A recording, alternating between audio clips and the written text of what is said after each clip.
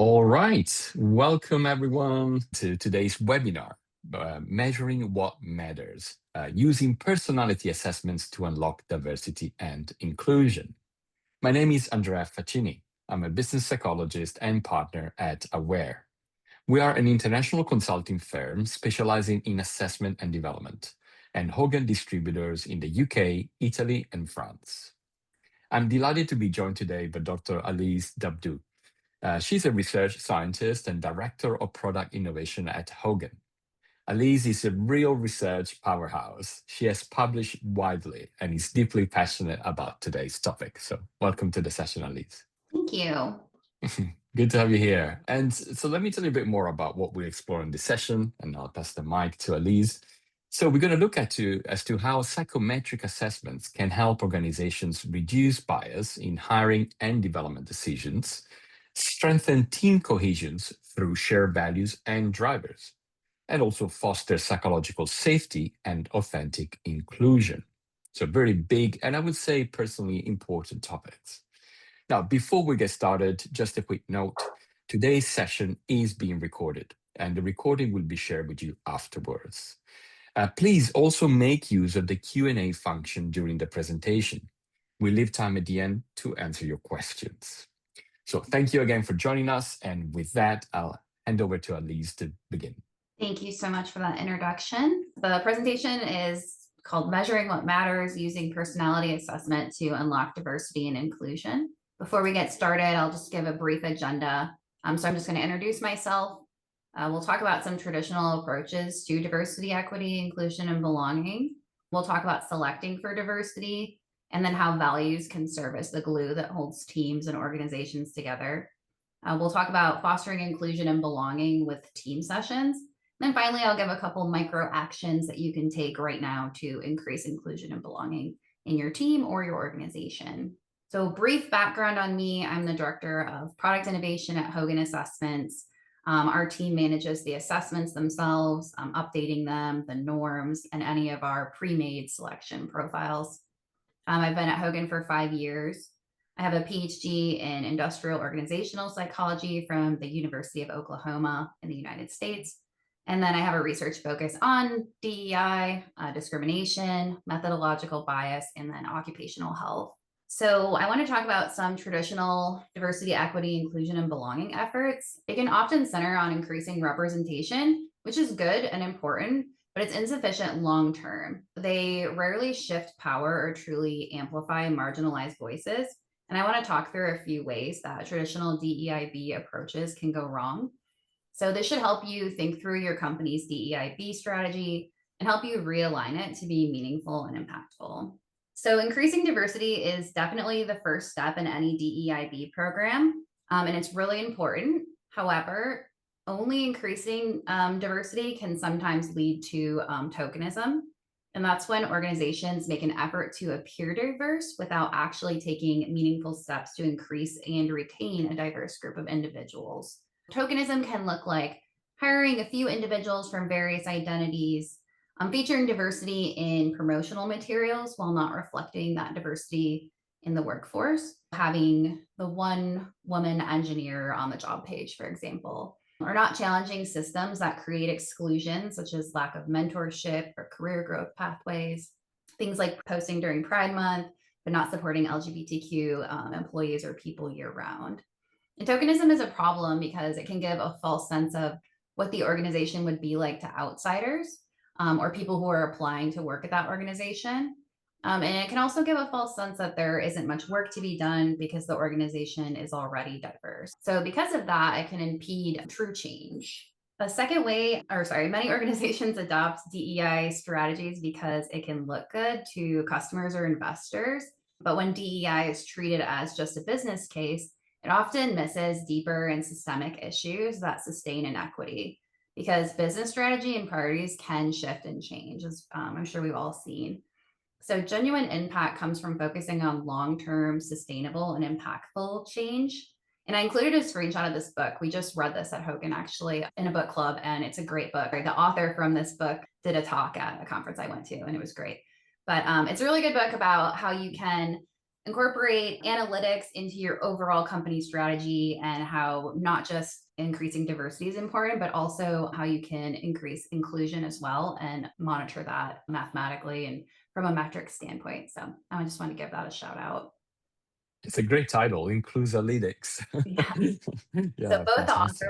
authors, one of them is in a local PSYOP chapter in North Carolina where I live, and her talk was amazing. And then the other one we're hoping to have speak at Hogan here in the near future. So big fan of their work.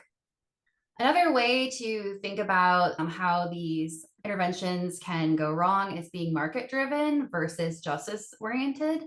So this can be being reactive rather than proactive. So although some situations can bring to light issues which some people might not have been aware of, and that can cause genuine desire to change, other times they can simply be reactive. A prime example of this in the US is after the murder of George Floyd in 2020, most all companies made some sort of statement, donation, or commitment to improving their DEIB strategy. But some of these statements might have been genuine, but also others might have been just a business move. And it probably would have been a bad idea to not react to that given the social climate at that time. And then now that things have changed politically, where in the US it's been encouraged to dismantle DEIB programs, a lot of companies are rolling back these initiatives, demonstrating that some of them weren't based on a genuine interest in social justice. Having your DEIB program oriented towards social justice is going to help you be proactive because social justice is an ongoing process. And it's going to orient your outcomes to be meaningful rather than surface level, like we've discussed so far. Another issue that can arise with DEIB programs is how they can explain or handle backlash to them. Equity can often trigger defensiveness because it can imply a change or redistribution of privilege. And then just note that I said privilege rather than resources, because sometimes majority group members can believe that increasing equity would mean losing opportunities, status, or respect. And by aiming for equity, organizations will actually become more meritocratic, which is one of the main arguments against equity, is that it privileges some groups of people, when in reality, it actually levels the playing field. So now that we discussed some common ways in which DEIB programs can go wrong, I wanted to talk about ways in which personality and some different things that we have at Hogan can help create a fairer and more inclusive organization. These are a couple studies that I pulled about diversity in the UK. They talk about how women and minority group individuals hold a good amount of board seats, but less of them are CEOs in the FTSE 100. It talks about how these things have been increasing, which is amazing, but there's still some more work to be done. And so I want to talk about how selection measures can help us. A common misconception that we get a lot is, don't personality assessments increase bias or cause bias in the hiring process? So I just want to go over a little background information on personality assessments and the relationship to bias. These are a couple of published peer-reviewed articles by researchers that are not affiliated with Hogan that examine selection tools and their effects on diversity. So the first one by Casio found that bio data, which is experience or background, and personality improved the validity of selection measures above and beyond cognitive assessments. And this reduced the level of impact in selection systems. An adverse impact is a legal term used in the United States that relates to selection processes that disadvantage certain groups based on a protected class, such as age, gender, or race. The second article found that interviews and cognitive ability tests decreased minority group representation in organizations that use them for selection. However, they found that using personality assessments increased minority group representation. So these are just a couple excerpts from a larger body of literature. It's just meant to give you a sense of the scientific consensus on using personality assessments in selection. This is my favorite slide in the presentation. So Hogan has done our own internal research. We've done extensive analyses on our tools and their impact on diversity or the likelihood to predict performance differently. If you're a client, Awair has access to all of these white papers. And if you're interested, they can send them to you. But overall, the purpose of this slide is just to show you that we see little to no group differences at the mean level. We don't see any differential functioning of our scales or that the assessments predict performance differently for any of the groups that we've tested. No, that's actually a question we get asked all the time. Do the basic one is, do men and women score differently on these assessments? And we've known for decades that isn't the case. The differences are not statistically significant. But it's interesting to see that that applies to almost any other kind of form of analysis, right? So it gets me to think around really. Should we just sometimes eliminate all the other selection methods, including the biodata, which you just mentioned? Sometimes the name is enough to trigger all sorts of biases that we see. But that's obviously for a question for another day. But really no differences that we can see across different groups, right? That's incredible. Yes, exactly. And I think I'm really excited about this article on the left. We recently just got accepted for publication. In addition to Hogan's own research on fairness of our assessments across demographic categories like race, gender, and sexual orientation, this article was recently accepted for publication in Consulting Psychology. And then we have another article that looks at the equivalence of our assessments, or of the HPI actually, across different languages. And that's under review at the Journal of Personality Assessment. But having our research published and peer reviewed is actually really important because it demonstrates that experts in our field have reviewed our study design, our methodology, and they agree with our conclusions that they're a fair representation of the results. So this really gives extra third-party credibility to all of our research, indicating that our assessments are fair. So just to revisit our initial question about, do personality assessments increase hiring bias? You can now see that that is a myth or a misconception. So I just want to address when you don't use selection measures, you are actually using a selection system, and that selection system is human bias. So not including something doesn't mean that you're removing bias from your system or you're avoiding bias. When we remove personality measures, bias creeps in through stereotypes, intuition, cultural fit, and then using validated tools helps level the playing field.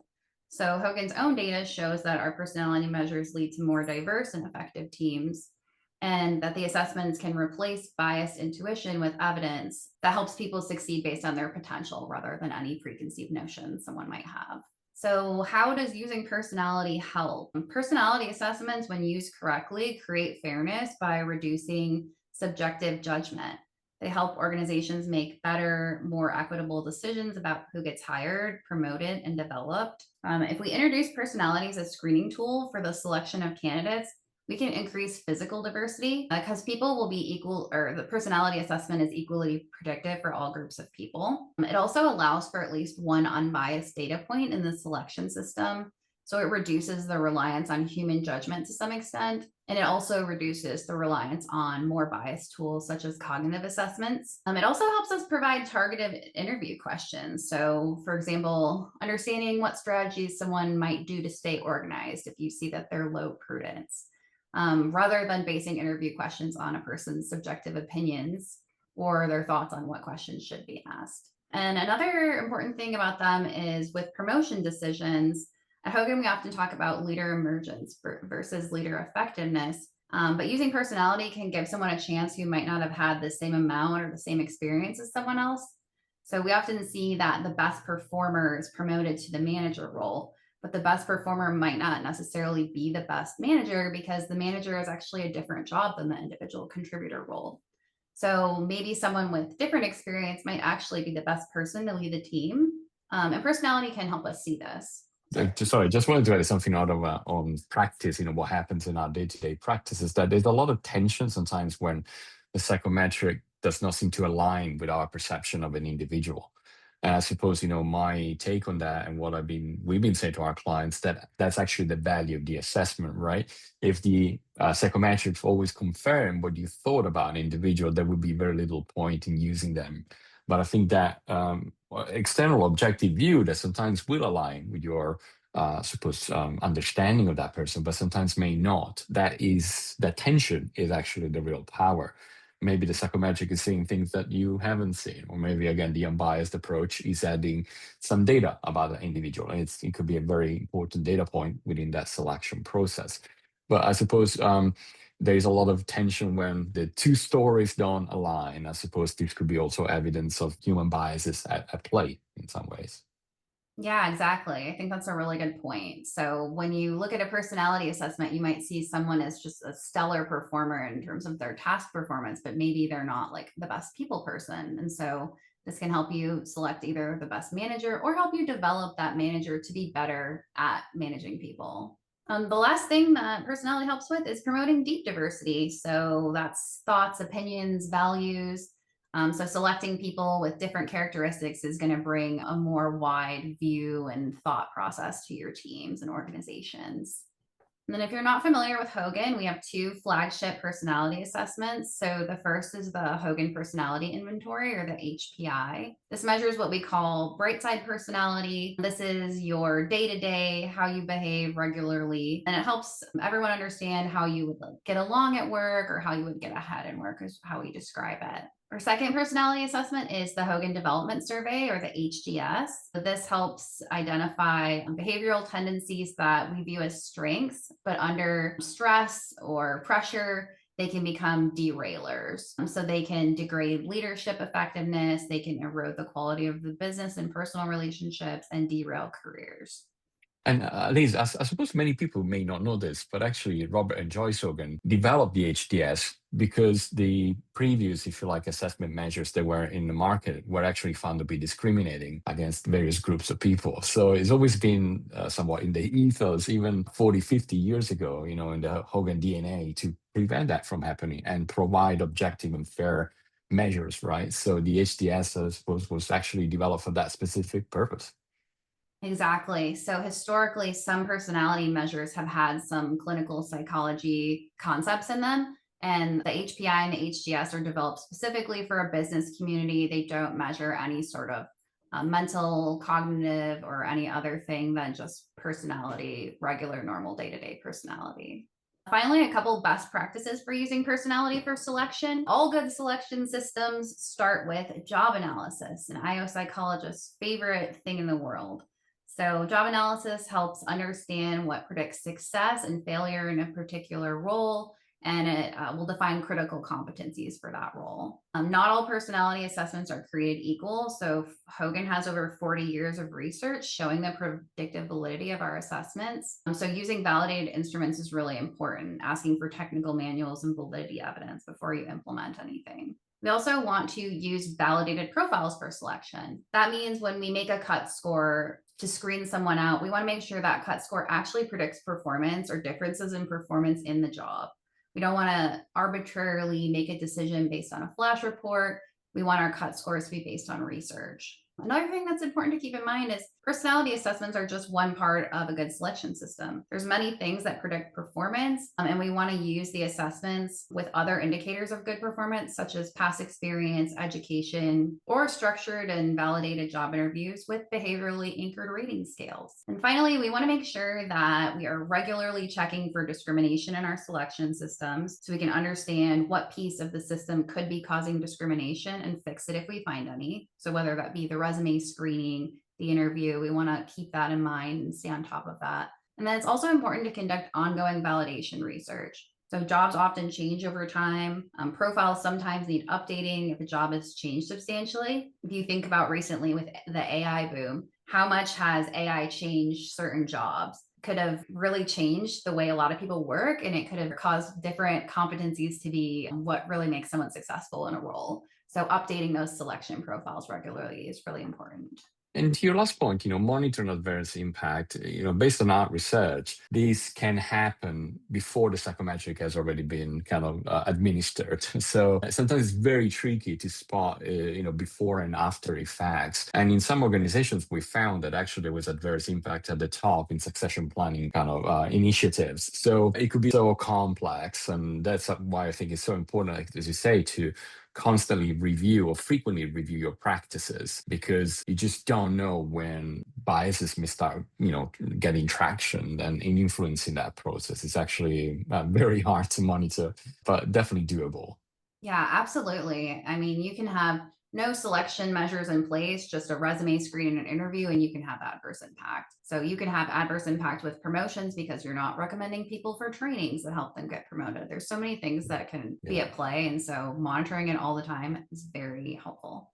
And then just to sum up, we talked about how not only is personality fair, it should reduce bias in selection decisions and increase both physical and deep level diversity. And this can really help with the issues of tokenism. And it can also help address equity, have a long-term impact on the overall system, making it fairer. Now, I want to pivot and talk about how values are the glue that holds teams and organizations together. Values are important for DEIB for several reasons. Values drive behavior and decision making. What we believe is important guides how we act and the choices we make. For example, if someone really values teamwork, they'll likely seek collaboration and avoid working in isolation. If someone values efficiency, they'll prioritize speed and structure. And these internal beliefs shape everything from how we interact with others to how we solve problems. And then knowing someone's values helps you explain their work style, communication, and priorities. So when we understand what someone values, we can better understand why they work the way they do. If a colleague values transparency, they might really prefer open, direct communication, but maybe another colleague values harmony, so they might avoid conflict and focus on keeping the peace.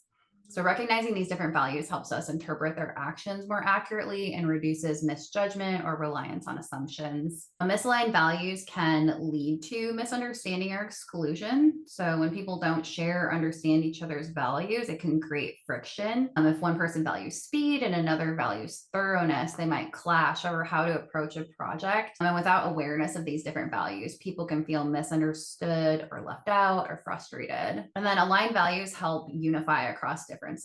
So even when people come from different backgrounds or have different roles, shared values can bring them together. For example, a shared commitment to innovation or integrity can really bridge gaps between departments or age groups or cultures. So values improve DEIB in a few different ways. They create shared purpose and team meaning. So values give teams a common foundation to rally around, even when everyone comes from a different background. So when a team agrees on core values like respect, collaboration, equity, it can create a shared sense of purpose and direction. And this unifying force helps everyone feel like they're contributing to something meaningful together. It also helps support authenticity and whole self-inclusion. So when values like acceptance, empathy, or openness are truly lived out, people feel safe to be themselves and they don't have to hide parts of their identity to fit in. Values-driven environments really empower people to bring their full selves to work, to bring their culture, their lived experiences, and their perspectives without being nervous about being judged or excluded. Enabling trust and psychological safety is another way that values improve DEIB. So shared values help build trust that's essential for psychological safety. And that means the feeling that it's okay to take risks or speak up or admit mistakes without being punished. And when teams operate based on values like honesty, accountability, and respect, people feel more secure, supported, and seen. And then they help navigate conflict with empathy and understanding. So conflict is natural in diverse teams or any teams. The values kind of provide a compass for handling it constructively. When people commit to values like empathy or fairness, they're more likely to listen deeply or assume good intentions and seek out understanding rather than escalating any tension. So this creates a really good space for growth and learning through differences.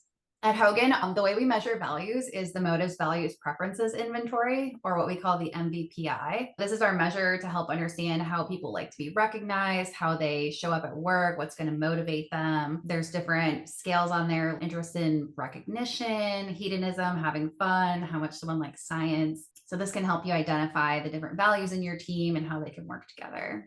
I always say this about the MVPI. Sorry for the interruption. When I started my career 15 years ago, it was a tool that generated the least interest. It was all about the dark side, the bright sides. And I think for many years, it was just overlooked. But we've seen a real critical focus around this tool, I would say, over the last 5 years. And I'm really glad that it's taking place because, as you said, it's just very predictive of many, many outcomes and how well people will gel. And in a way, it links back to the old saying, different personalities can and do attract, but differences in values, that's where relationships break down. I would say not just in the workplace, but probably in our private life as well. Well, the MVPI is my favorite assessment as a person who loves the more empathy and values type of aspects of research. So, yeah, I think it's really important and it can be used to help make sure that people's values are being met, which is really important for retention and happiness, job satisfaction, everything like that. Yeah, absolutely. Yeah, so values help align teams. They help give them a shared purpose. They can help create a more equitable team culture, and that can really have a big impact on the organization overall. So we focused on the D and DEIB, but now I want to talk about what do you do once you have a solid plan to create meaningful change. So having diversity doesn't guarantee inclusion, and without belonging, diverse teams can still feel divided or alienated. So I want to talk about fostering inclusion and belonging using team sessions. So this is a definition for inclusion that I wanted to go over. It comes from an article by Shore and colleagues. And it has two factors, which are uniqueness and belonging. So inclusion starts with the recognition that every person is unique in their background, abilities, perspectives, and identities. And instead of accepting or expecting people to conform to a dominant norm or mold, inclusion celebrates differences as strengths. And inclusion sees uniqueness not as something to work around, but something that's actually essential to the richness and creativity of any group.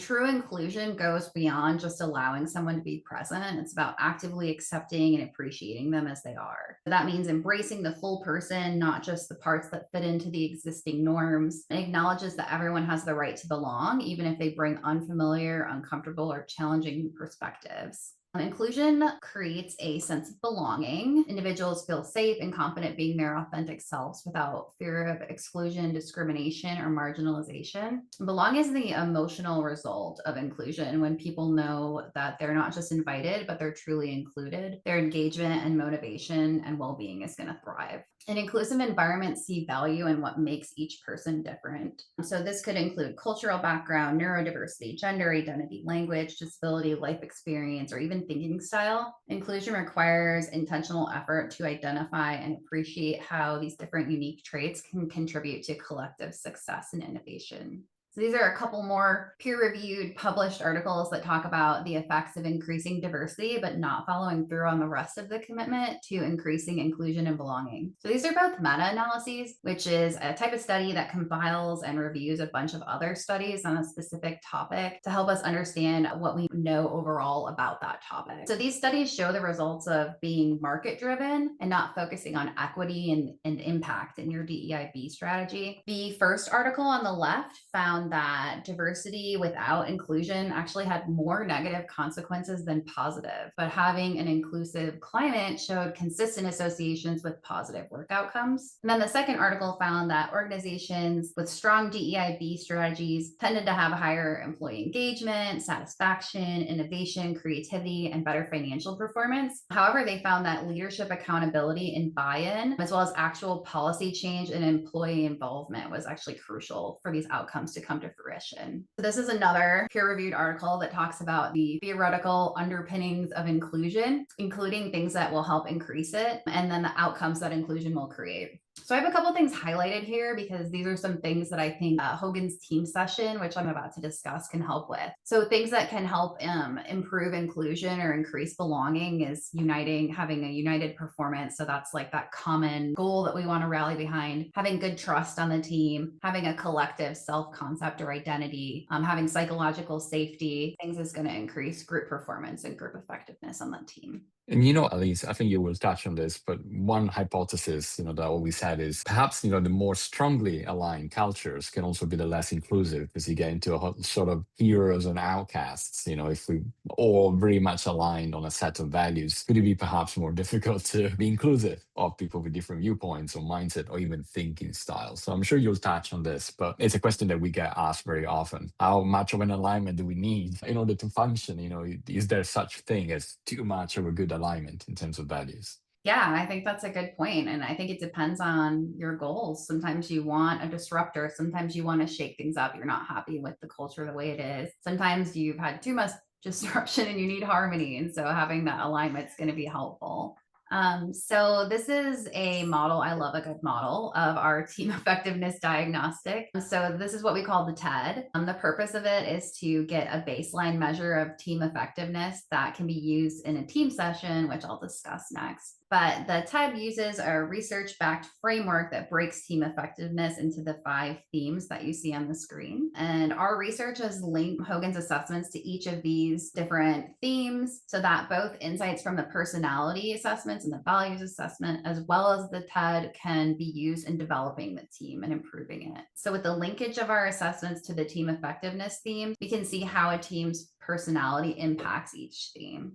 Once a team has taken the TED, they can have a team session and tie it all together with their assessment results. So a team session is a service that we offer that involves getting together with the facilitator and working through the results. Team sessions have 3 goals here. So increasing self-awareness is about building a foundation for understanding strategic self-awareness about yourself through your own personality and how it might compare to those on your team. Data integration is about understanding the team dynamics through the exploration of the personalities on aggregate. And then finally, the action plan. At the end of a team session, they like to set 1 to 2 different focus areas that are going to be goals that the team's going to work through based on the session discussion, the personality results, and then the results of the TED. And then Hogan kind of gives them like a common language to use to enhance their communication. So you can say, I'm derailing, my excitable is showing, so sorry, or it gives you language that you can express yourself a little bit better than you might have been able to before. So a few things that team sessions can do for you is to provide an understanding of team members' unique personalities. So it helps to build empathy and the ability to view others as different, but equally valid rather than weird. It can foster psychological safety by providing a safe space for team members to express their needs and preferences. And this can be particularly helpful for neurodivergent employees who may not view inclusion the same way as neurotypical employees. A lot of times inclusion efforts can place a heavy emphasis on social interaction and relationships, which might not be preferential for all neurodivergent people.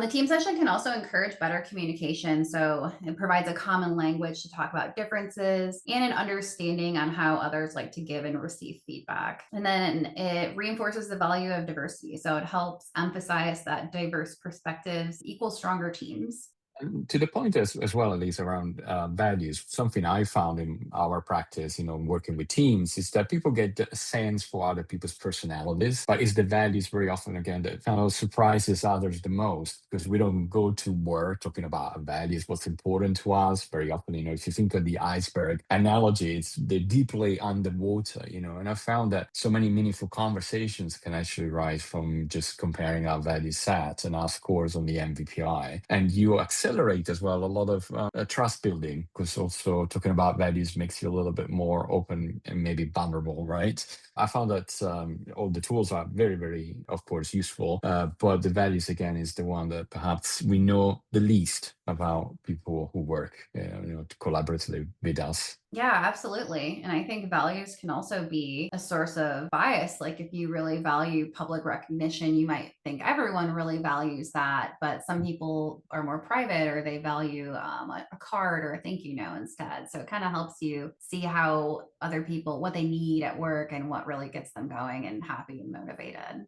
So some concrete actions that you can take following a team session. I just want to give some examples of some things that happen or could happen after a team session. So resetting or realigning team norms. You can help make sure that the team norms are in line with the team culture that the team wants to create or that the organization wants to create. Adjusting meeting norms is another action that a lot of teams take after. Having a different facilitator or speaking, rotating the speaker gives different people the ability to share ideas, which can be harder sometimes for people who are more introverted or when other team members are really talkative. Creating multiple recognition channels. Like I mentioned, sometimes people like to be recognized in different ways. So making sure everyone's recognized in a way that feels good to them. Clarifying norms for conflict and feedback is another good plan. So creating a plan on how you would work through conflict or give feedback to another person. Creating micro inclusion practices. And finally, creating metrics for tracking inclusion and belonging and incorporating those into performance metrics. So as a valued member of this webinar, we have a special, the first 15 teams that purchase a team session will get the TED included for free. So just to sum Amazing. up, the TED and team sessions can provide insights and help to action plan and create a more equitable team culture, which when adopted broadly in the organization will lead to greater equity and belonging. Thank you. That's great. We went through what you should do and what you shouldn't do to create a sustainable and impactful DEIB plan. And we talked about how personality, values, and team sessions can help you achieve this. But these things take time to enact. So I just wanted to leave you with some little things you can do right now to get the ball rolling. There's 4 actions that I had on here. So the first one is just learning about different groups of people, consume media that you wouldn't normally, read biographies of people who aren't like you, reflect on your own bias and educate yourself. So another one is speaking up. If someone was interrupted in a meeting or you hear something that's not appropriate, speaking up gently and kindly can help establish the norms of respect that ultimately lead to greater inclusion and belonging. Building relationships is really important. So, talking to people you normally wouldn't, finding out what you have in common with different people. You might find that you have more in common with other people than you think, or finding things to connect with people on. And then finally, normalizing feedback. So, being open to both giving and receiving feedback, which can be hard sometimes. Finally, a couple key takeaways just to recap everything is representation is just the start. We want to aim for inclusion and belonging.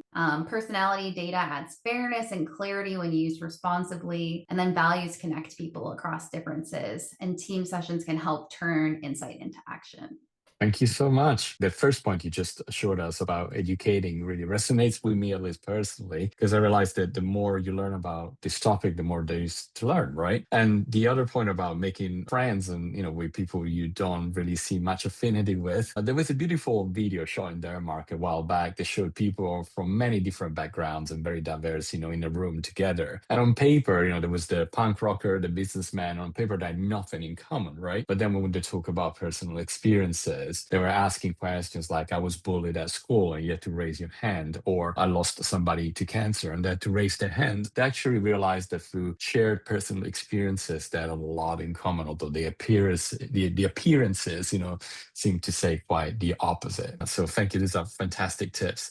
And I'm going to start, the Q&A. A question for you, actually, because obviously we're saying here that personality assessments do not discriminate. That's the data. It's very, very clear. However, there are many articles, out there that would say the opposite. And in particular, they're saying that psychometrics discriminate against neurodivergent communities in particular. What's your take on these articles, I would say, on this kind of discourse? Yeah, so I think being a critical consumer of media is really important. So when I read through these articles, I look at, are these claims substantiated? And a lot of times it's a person's opinion, a person's perception, and there's not a research study backing that.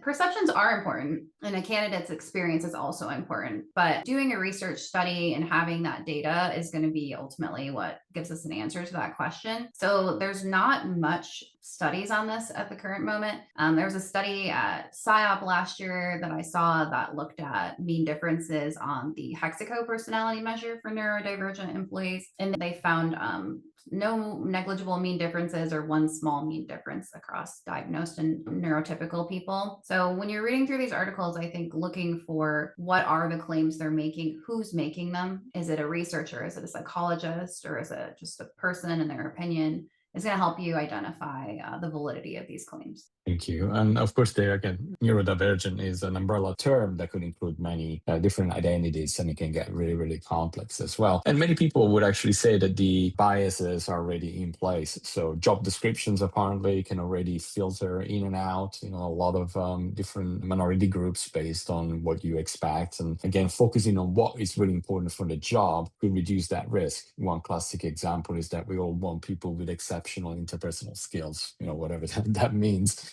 But we know that also some groups do have challenges initiating and forming relationships at start. So is that really needed as a part of this job? Going back to the critical, I suppose, success factors and competencies can help us reduce these risks already. Thank you. We have a question from Fabrizio, and Fabrizio was saying that, okay, we talked about using Hogan for selection processes, but what about D&I within the organization, and in particular, intergenerational inclusion? Now, I don't know about you, Alise, but our clients seem to be conveying this message to us that there is a struggle to engage with different generations on board, the XYs and the millennials and so forth. What's your take on that? Are you asking, I guess, about different interests in engaging people and using personality assessments based on their generation? So I suppose, how do you maximize intergenerational inclusion? So we've studied generational differences on the personality assessments, and we've looked at the generation at that age. So millennials when they were 20 compared to Gen Xers when they were 20. And we don't find differences on the personality assessments, which I think is interesting. So I think that actually shows that we actually have a lot in common, and any of our differences are not based on our generation, but rather just differences in our personality, how we were raised, and the things that shaped us. So I think with that, it's just speaking to what are the person's hesitations, understanding why they would be hesitant to use a personality measure, and helping to dispel any of those fears. And then I think team sessions, I love, I think they really help create good team norms and inclusion and help bridge divides against different generations and the way people work and do things.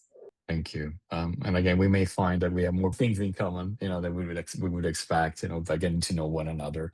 Thank you. Now, I also had another question around equity. I perceive, at least, a sense, a lot of cynicism around equity, especially sometimes from majority groups. There is a sort of feeling threatened, because I'm the majority group, and therefore there's a sensation of feeling a loss of something through equitable policies and initiatives. How can psychometrics, you think, help depersonalize maybe these tensions? I think it really helps create a meritocracy. So when you're selecting someone, you want to select somebody based on who's the best person for the job. And using personality is going to remove a little of the bias that can creep in. And so anybody, majority group or minority group, wants to be selected for their skills and abilities and because they're going to succeed at the job and not because of privilege or any other reason. So I think that personality is going to help see who's going to be successful regardless of any other factors. All right, thank you. Now, there was also another question: where can the research papers or the white paper summaries be found on different identity groups? I suppose if the things you showed at the beginning, well, the little overlapping graphs, are these part of one collection, if you like, Hogan has on this topic, or maybe there's more kind of spread out? So if you're a client, you can contact Aware, and on Hogan Hub, we have like a link that I've created that has all of the different group differences in our assessments. Thank you for that. And by the way, you made a very generous offer, Hogan has, around the TED. Can you tell us a bit more about what would that entail in practice? So is there like a different survey for the TED, or we're really talking about just the personality data coming together, or a combination of both? Yeah, so let me just go back to that slide really quick. So if you do a team session, you're going to have everyone on the team take the assessments, first of all, and then you'll have them take the TED, which is a separate survey, and it's going to ask questions about these different themes. So questions about how they feel about trust on the team, questions about the team norms, questions about if the team has a mission that's aligned well, how the team is focusing on results, and then how adaptable the team can be. And then in the team session, they'll combine all of this information, see where there's any weaknesses or things that we can improve, listen to what the team's goals are, or what they think their weaknesses or their desires of things they want to improve in the future are, and then integrate this with the personality assessments and see. Well, maybe we realize we are not doing well because we're all super high imaginative and nobody is getting down to business. So we need to focus on that. Or maybe we need to bring a super prudent person into this team to kind of counterbalance that. So it just helps integrate all that information. And I think you can see a lot of really positive outcomes from them. Sure. And just a very, mundane question, but how long would the team effectiveness diagnostic take, is I suppose, a survey you mentioned, does it take a long time to fill out? No, I mean, I would at most 5 minutes. Oh, okay. All right. So fantastic. Very, very quick. All right. Thank you. Now we have a question around the relationship between quota policies in organizations and personality assessments. So this is a question from Michele. Quotas are like targets, right? Diversity targets. How do they align with the user personality data? In the US, I don't think quotas are legal. What I usually would go for is I would look at the population characteristics of any area and then for that job. and you want your organization to mirror those characteristics. So if you notice, and then sometimes there's pipeline issues too. So maybe, we know there's not as many women in STEM. So in those situations, you're going to want to over recruit women, and then personality can integrate with that by giving women an equal chance at passing the selection profile, because the profile is going to be fair for them. So there's going to be a little more legwork you need to do in the recruitment aspect. But by doing that, you're going to have a more representative candidate pool, and then you should be able to select the best person regardless of who they are. Yeah, makes sense. Start with the pool. We have another question as well. So, what advice would you give to HR leaders who want to move away from a D&I strategy to actual behavioral change? So, making things happen. In particular, by engaging with business leaders. Where do you start, really? The most important thing is always going to be leadership commitment. So true commitment because they think it's important. And then the second thing, that book Inclusalytics, it really talks about making this a KPI. Like, this is an indicator. This is tied to a given leader's performance and bonus and compensation. So having one VP own a certain section of the strategy, having another VP own a different section, and making them accountable for that, I think is really going to help. And thank you. There's a second half to this question, actually, which is a logical second half. So you've done this, you started, you ran a team session like the one you described, the keeping momentum. Any tips as to how to do that? Oh, yeah. I mean, having it ingrained in the culture is really important. So, having things like that, like an inclusion moment, or also having employees involved in it so that they are bought into it, showing what you're doing. I think that a lot of organizations forget to show that they're doing things or why they're doing them. Like, you'll get an engagement survey and then you never hear anything about it. So, saying, why did we do this? Because we care about you. Here's the actions we took based on this.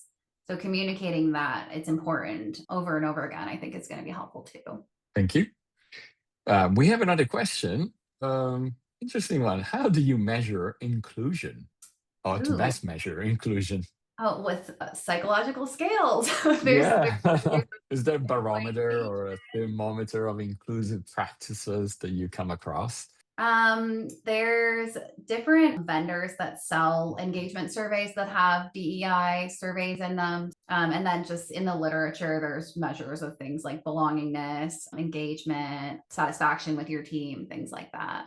All right, all right. So I suppose, like with most constructs that we chase constantly, that the white whale can be quite hard to measure the state or inclusive culture. So I'm thinking, aside from engagement surveys, you could have leadership effectiveness surveys around their ability to maybe build it in a 360 as well. I'm just thinking on top of my head, because engagement surveys are so widely distributed and such big projects that they can't really be done more than once or twice a year. So great question. Maybe we'll come up with some more, if you like, effective measures. There's another question. To what extent does empathy, whether at the individual leadership level, correlate with inclusive behaviors? And how much does it support D&I efforts? So basically, do our individual differences also shape our approach to this very topic and our likelihood of showing such behavior? I think empathy is really important, but people have different levels of empathy. And so I think speaking to a reason that works for each person. So maybe for some people, empathy isn't going to be what makes them really buy into something. Maybe it's going to be the business metric of reducing turnover and saving money. But if that is really important to them and they're bought into that, then they'll want to do the inclusive things to achieve that metric. So that's where tying the metrics back to someone's performance or having them own something and be accountable for it can be really helpful. But I think empathy is always important. Learning about other people, understanding where they're coming from, assuming positive intent, asking questions rather than making assumptions is always going to help you get to know someone and interact with people better. Being curious about them, I think, is important too.